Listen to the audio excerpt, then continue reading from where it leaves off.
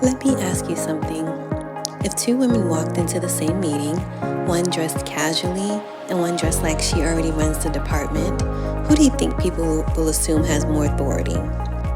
Now, we may not like admitting it, but the truth is that long before anyone hears you speak, people have already formed an opinion about your credibility. And in many workplaces, that opinion starts with what you're wearing. Welcome to Career and Couture, the podcast where ambition meets image and where we talk about strategy behind how professional women show up in the world. I'm your host, Monique. And every week, we're going to have real conversations about career growth, professional presence, and the often overlooked role that appearance plays in how we are perceived at work. Because whether we admit it or not, your wardrobe isn't just fashion, it's communication. But it tells people how seriously you take your role, how you see yourself, and sometimes even how ready you are for the next level in your career. Now, before we dive in, let me tell you a little something about why this topic matters so much to me. For over 15 years, I worked in human resources and recruiting. My job was to evaluate candidates, observe workplace dynamics, and help organizations decide who to hire, promote, and develop. And during those years, I noticed something interesting. The people who were consistently viewed as leaders didn't just think differently, they presented themselves differently. Their posture was different, their confidence was different, and very often, their wardrobe reflected the level they either held or the level they were preparing to step into. Eventually, I realized something powerful. Clothing isn't just about looking nice, it's about positioning. And that realization is what inspired this podcast. So today, I want to talk about something that has been debated quite a bit in recent years. You've probably heard people say things like, workplaces are more casual now, dress codes don't matter anymore, you should just wear whatever feels comfortable. But the question I want to explore today is, does dressing for the next level still matter in 2026? And the short answer is yes, but maybe not for the reasons people think. Let's start with perception. In professional environments, perception plays a much larger role than many people realize. When you walk into a meeting, give a presentation, or even introduce yourself to someone new, people are quickly making decisions about how competent, credible, and confident you appear.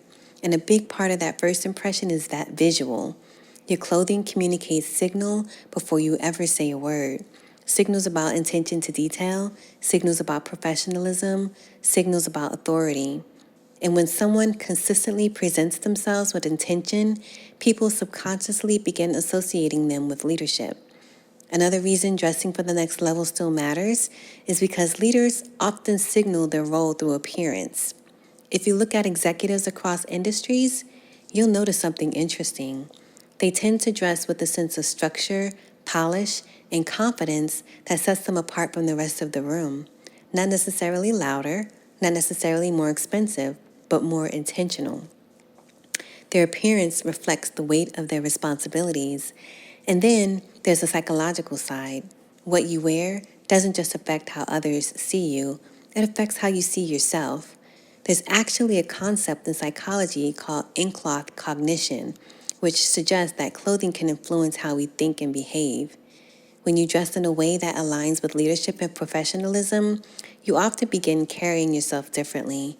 You speak differently, you prepare differently, you show up with a different level of confidence. So if there's one idea I want you to take away from today's episode, it's this. Dressing for the next level isn't about vanity, it's about alignment. It's about making sure that the image you project matches the ambition you carry. Because the reality is that opportunities often come to the people who already looked prepared for them. Thank you so much for joining me for the very first episode of Career Couture. If you enjoyed today's conversation, be sure to subscribe so you don't miss future episodes where we'll dive deeper into topics like executive presence, workplace psychology, and the strategy behind building a wardrobe that supports your career goals. And if today's episode made you start thinking a little differently about how your wardrobe supports your career, I've created a space where you can explore pieces specifically designed for professional women who want to show up with confidence and authority in the workplace. You can visit moniquescouturefashions.com. That's MoniqueCouturefashions.com to browse our collections of career-ready styles designed for women who are serious about their goals and how they present themselves.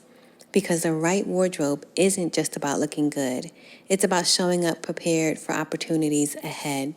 And in our next episode, we're going to explore something fascinating, the psychology behind women who wear suits to work. Until then, remember this: your wardrobe isn't just fashion, it's part of your professional story, and sometimes it's the opening chapter.